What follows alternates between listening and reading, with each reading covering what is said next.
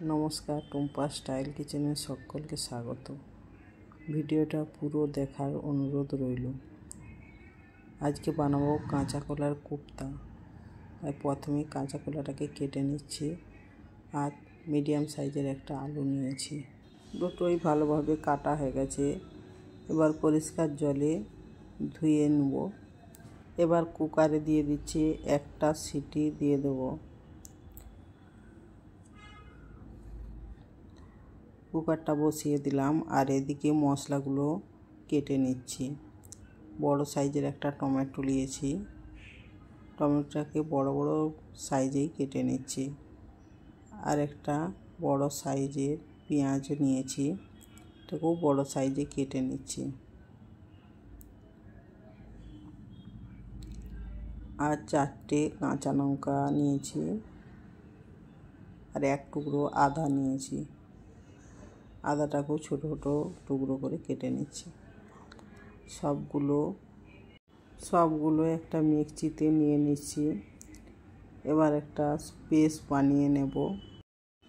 বানানো হয়ে গেছে।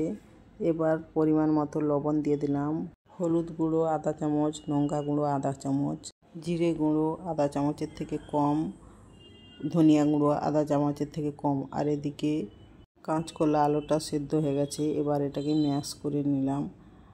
এরপর পেঁয়াজ কুচি, অল্প করে হলুদ গুঁড়ো, লঙ্কা গুঁড়ো, জিরে গুঁড়ো, ধনিয়া গুঁড়ো আর স্বাদ মতো লবণ দিয়ে দিলাম। এবার 2 চামচ বেসন দিয়ে দেব। ভালো করে মাখিয়ে নিচ্ছি। মাখিয়ে খুব সুন্দর করে একটা ডোয়ের মতো বানিয়ে নিলাম। এবার কোপ্তাগুলো বানিয়ে নেব। হাতে একটু অল্প করে তেল নিয়েছি আর কোপ্তাগুলোকে এইভাবে শেপ দিয়ে নিচ্ছি। আপনারা চাইলে অন্য কোনো রকমভাবে শেপ নিতে পারেন। সবগুলো হয়ে গেছে। এবার একটা কড়া বসিয়ে দিলাম, তেলটাও গরম করে নিয়েছিলাম, ওর উপর দিয়ে দিলাম কোপ্তাগুলো ভাজতে বেশি টাইম লাগবে না, 5 মিনিটেই হয়ে যাবে। গ্যাসটাকে হাই ফ্লেমে রেখে দিয়েছি। 5 মিনিট পর দেখুন এক সাইডটা লাল হয়ে গেছে, উল্টে নিচ্ছি।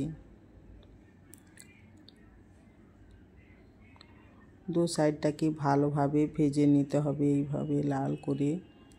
ভাজা হয়ে গেছে, এবার উঠিয়ে নিলাম। ওই তেলে মশলাগুলো দিয়ে দিচ্ছি।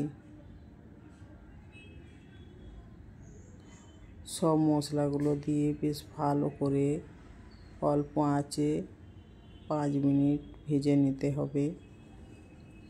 খুব সুন্দর করে ভাজা হয়ে গেছে। এবার অল্প করে একটু জল দিয়ে দেব। ভালো করে মিশিয়ে নিচ্ছি। আবারও একটু জল দিয়ে দিলাম। জলটা ফুটে এলে এবার কোপ্তাগুলো দিয়ে দেব। কোপ্তাগুলো দিয়ে দিয়েছি। এবার একটু ঘুরিয়ে নেব যাতে 2 সাইডটায় খুব সুন্দরভাবে মশলাগুলো ঢুকে যায়। এবার 2 মিনিটের জন্য ঢাকা দিয়ে রেখেছিলাম। 2 মিনিট পর দেখুন কত সুন্দর হয়েছে। আপনারা অবশ্যই একবার বাড়িতে বানিয়ে দেখবেন। যদি রেসিপিটা ভালো লাগে লাইক, কমেন্ট, শেয়ার করবেন আর একটা সাবস্ক্রাইব করে দেবেন।